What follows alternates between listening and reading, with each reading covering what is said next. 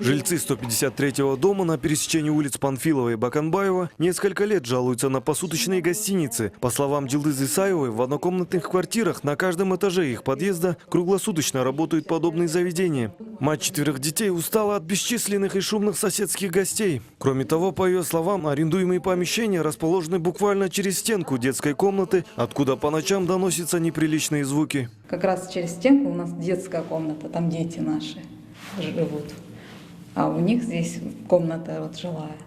И мы стучим иногда по стенке стучим. Иногда есть реакция, успокаивается, а иногда не всегда не успокаивается. А в двери они никогда не открывают.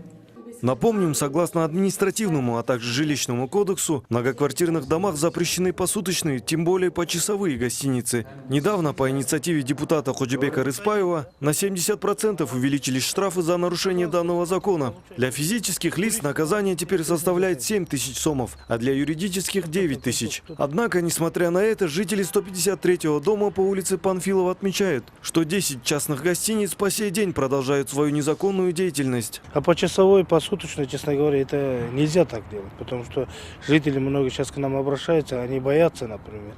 Со школы, например, маленькие дети приходят, заходят, и разные люди без конца заходят, выходят. И вот поэтому мы этот закон вовремя вынесли, и я думаю, правительство должно, например, механизм должны придумать, как этот закон будет в дальнейшем работать. Впрочем, сами правоохранители заявляют, что работы по борьбе с незаконными гостиницами ведутся в полной мере. По их словам, в результате последнего рейда, проведенного в столице, было оштрафовано более 40 владельцев подобных объектов. В настоящее время из 10 гостиниц, получается, 6 гостиниц сейчас в настоящее время закрыты.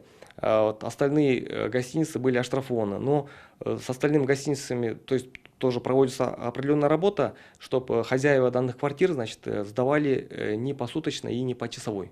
По информации МВД, на сегодняшний день в столице выявлено 217 частных гостиниц в многоэтажных домах. Сколько из них посуточные, не сообщается. Вместе с тем жильцы отмечают, что обращения в правоохранительные органы не дают никаких результатов. Поэтому они и написали коллективное письмо в ГКНБ, Генеральную прокуратуру, а также Джогорку Кенеш. Айбек Айтбаев, Асхат Хасымбеков, НТС.